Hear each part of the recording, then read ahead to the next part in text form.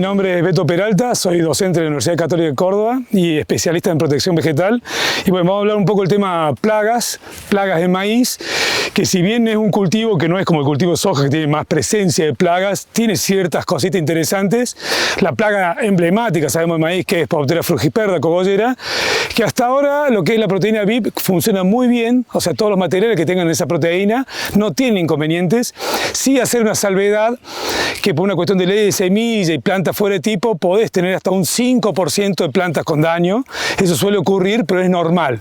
Son las plantas fuera de tipo que a veces en situaciones como esta campaña, que hay altísima presión, se nota, pero si no el control sigue siendo muy bueno.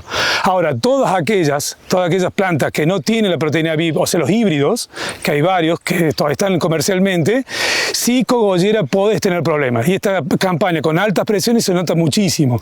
Hemos tenido refugios con 100% de ataque en regiones sur de Córdoba. O sea, imagínense lo que es norte de Córdoba y lo que es no Ainea. 10 veces mayor la presión.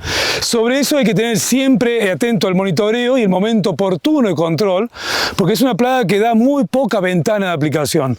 Cuando empiezan los daños, apenas eclosiona, a medida que va creciendo, que se ve un raspado en la hoja, ella después va masticando más y se va metiendo dentro del cogollo, de ahí su nombre, cogollera. Una vez que está ahí adentro, el control es inviable con cualquier producto, cualquier dosis. Y son lo que llamamos tratamiento de venganza, porque no solucionas nada. Es más, dormir tranquilo y decir que apliqué. Entonces, uno de los problemas que tenemos de la baja eficiencia de control de esa plaga es llegar tarde, que no se hace a tiempo. Entonces, más allá de cómo veo el daño, tengo que ver el inicio del daño, y lo que te dispara de decisión es cuántas plantas se ven afectadas. Si estoy en un inicio, por ejemplo, una siembra muy temprana, donde todavía el pico está recién despertando y tengo un 5% de planta, es para poder esperar. Que ese daño en planta no voy a tener pérdida de rendimiento. Ahora, si tengo 20% de planta raspada en un maíz de sembrado tardío, seguro va a ser muy grave. Es el momento de intervenir. Entonces, lo importante para esa plaga principalmente es monitoreo. Soy Javier Vázquez, especialista en control de plagas agrícolas de cultivos extensivos, y vamos a hablar de lo que es chinche de los cuernos o chinche marrón, Fichello forcatus, en el cultivo de maíz, en la implantación del cultivo de maíz. Es muy importante primero destacar esto. La chinche de los cuernos pasa las condiciones desfavorables del invierno debajo de la maleza o debajo del rastrojo. Entonces, cuando nosotros es muy importante destacar lo que es una siembra temprana, apenas salimos del invierno y entramos en la primavera, las siembras, por ejemplo, en esta zona de lo que es Marcos Juárez, sureste de la provincia de Córdoba, las siembras a fines de agosto, principios de septiembre, ahí tenemos un maíz que va emergiendo muy lentamente y le damos mucho tiempo a las chinches para que lo vayan picando durante la emergencia. Entonces los daños en siembras de maíz tempranos son más severos que cuando sembramos un maíz tardío, por ejemplo, no sé, en diciembre, que ya el maíz crece tan rápido que tiene poca oportunidad las chinches de los cuernos para picar ese maíz, ¿no? Y le van inyectando sustancias tóxicas en los primeros estados de desarrollo del cultivo de maíz, hasta R3, R4, y cuando el maíz despliega las hojas, van a haber muchos daños, todos orificios, las hojas amarillas, y en algunos casos puede llegar a matar plantas, mata la dominancia de la planta y te puede encontrar plantas de maíz muertas por chinches de los cuernos, o sea, con lo cual después tenés un lote desuniforme con plantas dominadas. Una de las técnicas recomendadas para lo que es chinche de los cuernos en maíz son los tratamientos aplicados a la semilla, ¿no? Como los neonicotinoides, por ejemplo, porque cuando el maíz está emergiendo y está tomando el producto desde la semilla, la chinche pica y se muere. Las dosis que están recomendadas para control de gusanos blancos, por ejemplo, no llegan a ser una eficacia aceptable para controlar chinche de los cuernos. Habría que duplicar las dosis en los tratamientos de semillas, con lo cual todos los productos que vienen de semillero no alcanzan para cubrir el daño de chinche de los cuernos cuando hay poblaciones altas de chinche.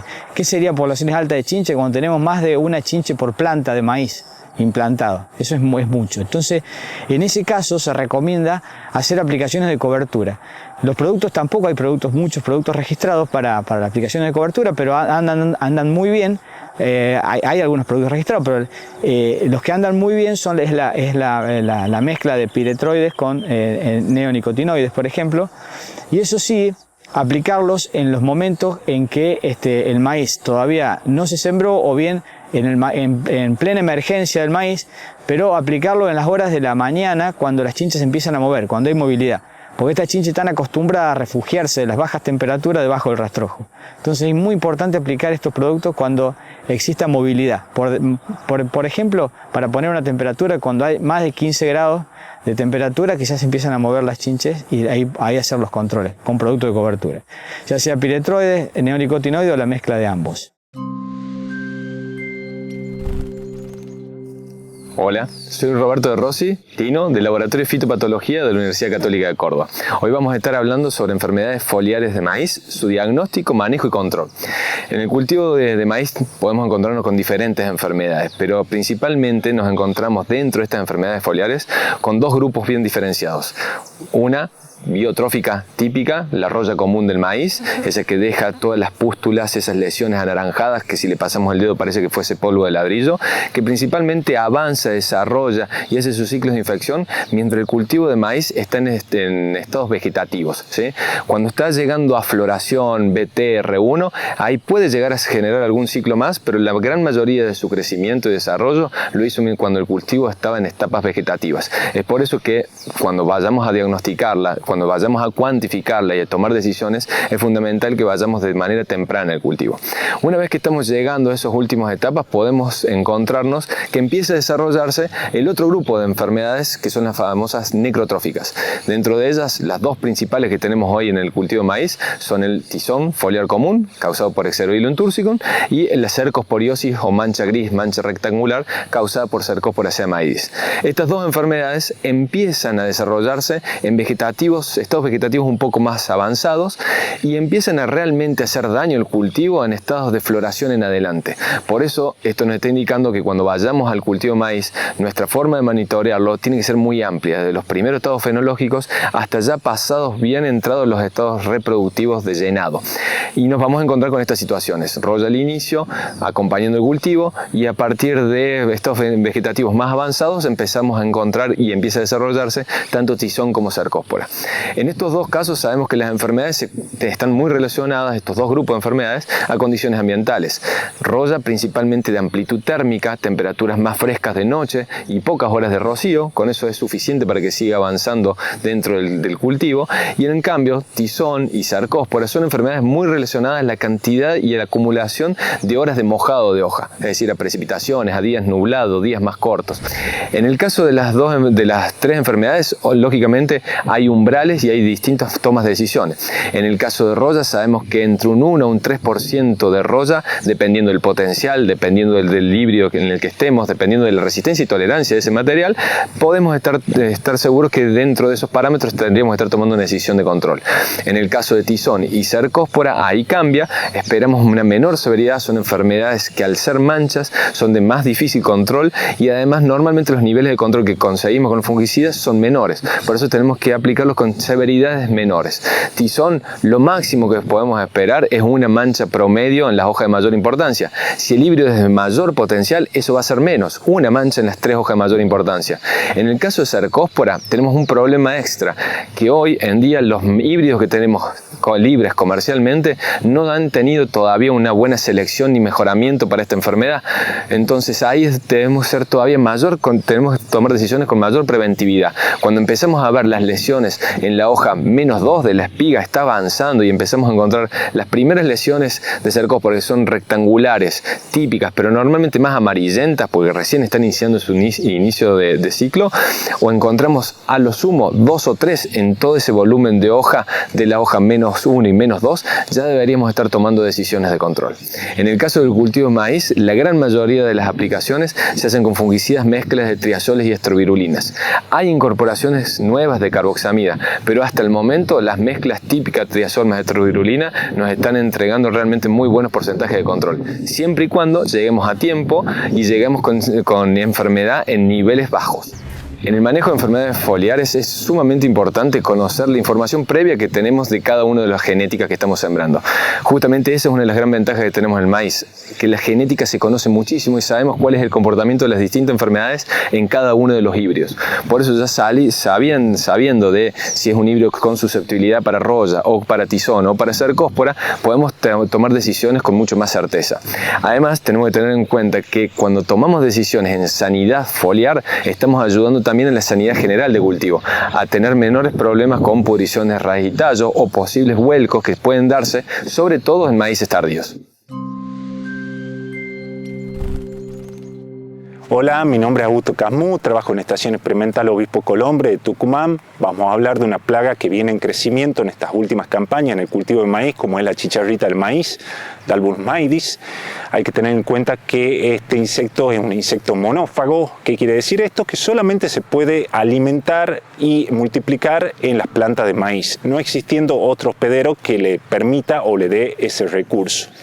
En el caso de la zona, es un problema muy importante en aquellas zonas en donde tienen una brecha de siembra de maíz mucho más amplia, o bien tienen maíces de primeras y maíces de segunda. ¿Esto qué permite a la plaga? Que en los maíces de primera pueda hacer unas primeras generaciones y después acontecer en los maíces más tardíos en mayor cantidad. ¿Cuál es el problema de Dalbulus maidis? Básicamente el problema radica a que es transmisor de una serie de enfermedades que pueden llegar a afectar hasta el 100% de la productividad del maíz. Hay que tener en cuenta, digamos, que los híbridos de maíz no tienen un comportamiento semejante frente a las enfermedades transmitidas por Dalbulus maidis, existiendo algunos híbridos que son más tolerantes que otros.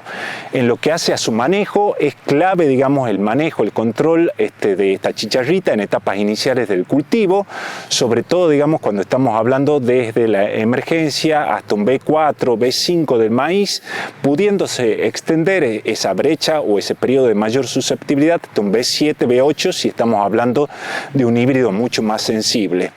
En lo que hace al monitoreo es clave, digamos, identificar la presencia en el cultivo a partir de la observación de las plantas de maíz, y hay que tener en cuenta, digamos, que en líneas generales el manejo a partir de herramientas químicas, sobre todo para el adulto, digamos, no es del todo efectivo, entonces vamos a tener que estar de manera constante monitoreando el cultivo y tomando la decisión, si así lo amerita el monitoreo, de hacer algún tipo, digamos, de control. Los síntomas de las enfermedades producidas por este vector no se van a ver en las etapas iniciales del cultivo, a pesar de que la planta esté enferma, ya que las enfermedades afectan los vasos vasculares de la planta y por ende los síntomas generalmente se están manifestando en las etapas reproductivas del cultivo de maíz. ¿Qué quiero decir con esto? Que la planta se puede haber enfermado desde etapas tempranas, pero recién la sintomatología la va a manifestar en las etapas reproductivas. Hoy es una plaga que en muchas zonas está causando una limitante o un perjuicio muy importante del cultivo, por lo tanto hay que estar muy atento a su ocurrencia y a su distribución, ya que aparentemente las condiciones que hoy estamos teniendo de los ambientes, del cambio climático, de un mayor número de fechas de siembra del cultivo de maíz, le está favoreciendo para su difusión. Otra plaga en el cultivo de maíz que se comenzó a observar en la campaña pasada es el Helicobacter pacea, en maíces con eventos para el control del lepidóptero, básicamente en maíces con la proteína BIP. Se observó la campaña pasada de manera generalizada acá en la región, también en otras regiones del país. Si bien hoy no podemos hablar de una especie que ha generado resistencia porque faltan estudios para confirmar eso, pero sí se está viendo un cambio de susceptibilidad. ¿Qué es lo que pasa con esta plaga y por qué es importante? Porque básicamente me afecta la espiga a partir del consumo de los granos. Además hay que tener muy en cuenta que el periodo en el cual yo puedo tomar una decisión para control es muy estrecho, ya que las mariposas de Helicobacter pacea colocan los huevos en las barbas de las espigas y al muy poco tiempo de nacer las larvitas, a las 48 horas según datos de virografía, estas larvitas se introducen al interior de la espiga del maíz, en donde no tengo herramientas, digamos, para hacer un control de la misma. Por lo tanto, es importante esta campaña de incorporar monitoreos en los maíces cuando estos estén comenzando a desarrollar la espiga, observar la presencia de huevos en los estigmas y de larvitas pequeñas y tener planificada en el caso de que se quiera tomar una medida de control, ya que, como decía, la brecha o el momento en donde yo puedo ejercer alguna acción sobre el lepidóptero es muy corto, de muy poco tiempo. Entonces creo que tener un buen monitoreo y tener herramientas para su control va a ser clave.